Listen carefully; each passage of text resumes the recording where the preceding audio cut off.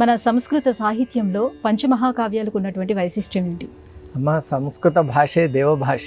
సంస్కృత వాన్మయం అనేటువంటిది దివ్యాతి దివ్యమైన వాన్మయం. నిజంగా చెప్పాలి అంటే సంస్కృత భాషలో వచ్చినటువంటి కావ్యములు, మహాకావ్యములు, ప్రబంధములు, అలాగే గద్యంలో ఉన్నటువంటి అనేక రకాలైనటువంటి గ్రంథాలు కూడా ఏ గ్రంథానికి అది సాటి అన్నట్లు ఉంది. ముఖ్యంగా ఈరోజు మనం పంచమహాకావ్యాల గురించి తెలుసుకునేటువంటి ప్రయత్నం చేస్తూ ఉన్నాం. పంచమహాకావ్యాలు అంటే సంస్కృత సాహిత్యంలో ప్రతి ఒక్కరూ కూడా అధ్యయనం చేయదగినటువంటి గ్రంథాలు ఈ పంచమహాకావ్యాలు. ముఖ్యంగా సంస్కృత కావ్యము అనగానే మన మనసుకు వచ్చేటువంటి మొదటి పేరు కాళిదాస మహాకవి.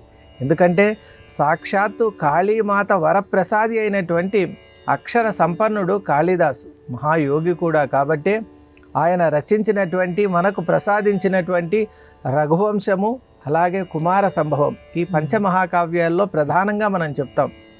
ముఖ్యంగా రఘువంశం మహాకావ్యం ఎంత అద్భుతంగా ఉంటుందంటే, వాగర్తావివ సంపృక్తో వాగర్త ప్రతిపతయే జగతః పితరో వందే పార్వతీ పరమేశ్వరో అని అత్యద్భుతమైనటువంటి ప్రారంభాన్ని చేసి శివకేశవ అభేదాన్ని అక్కడ సృష్టించి, అలాగే కస్సూర్య ప్రభువు వంశ క్వచాల్ప విషయామతి తితీర్షుర్ దుస్తరం మోహాద్ ఉడుపేనాస్మి సాగరం అని అంత విశాలమైనటువంటి విస్తృతమైన పాండిత్యం ఉన్నా కూడా రఘువంశ కీర్తి అంటే రఘువంశం అనేటువంటి ఆ సముద్రాన్ని, ఆ యశోకీర్తిని వర్ణించడానికి నా ప్రయత్నం ఎలా ఉంది అంటే సముద్రాన్ని ఒక చిన్న తెప్పతో దాటే ప్రయత్నంలాగా ఉంది అని అంత అద్భుతమైన ఉపమానంతో మొదలుపెట్టారు. అందుకే ఉపమా కాళిదాసస్య అని సంస్కృత సాహిత్యంలో అంటారు.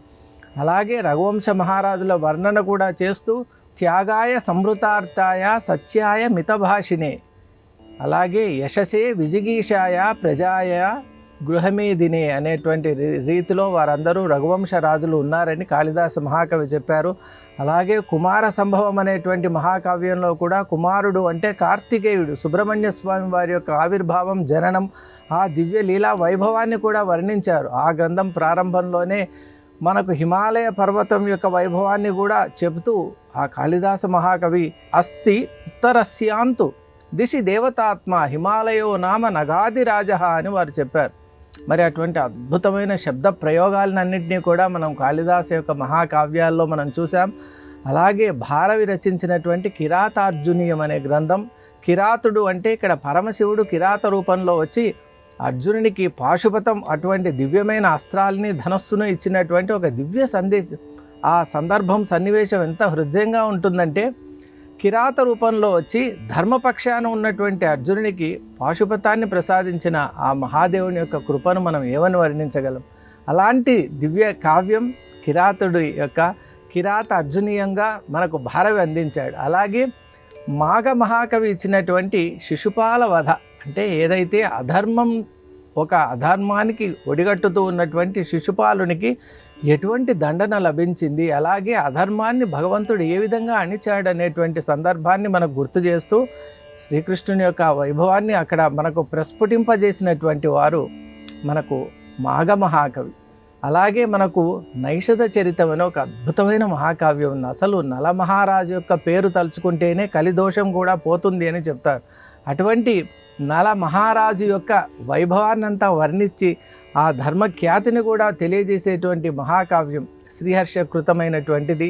అది నైషధ చరితం అని పేరున మనకు అందుతోంది. కాబట్టి పంచ మహాకావ్యాలే కాక అత్యద్భుతమైన కావ్యాలు ఉన్నాయి. ముఖ్యంగా ఆది కావ్యమైనటువంటి రామాయణాది అనేక కావ్యాలకు మూలం సంస్కృత వాన్మయం. కాబట్టి సంస్కృత శబ్దం, సంస్కృత వాన్మయం అనేటువంటిది ప్రతి ఒక్కరు కూడా ఈ విషయంలో శ్రద్ధ చూపించాలని మనం. ఎందువల్ల అంటే మనం ఎన్ని మన ప్రాంతీయ భాషలు నేర్చుకున్నా, లేక విదేశీ భాషలు నేర్చుకున్నా, మన భాషలన్నిటికీ మూలమైనటువంటి దేవభాష అయినటువంటి, అలాగే వేద భాష అయినటువంటి సంస్కృత భాషను మాత్రం దయచేసి విస్మరించరాదు అని మనవి చేస్తున్నాను. ఎందువల్ల అంటే ఈ ఒక్క భాష బ్రతికి ఉంటే ప్రపంచంలో అన్ని భాషలు బ్రతికి ఉన్నట్లే.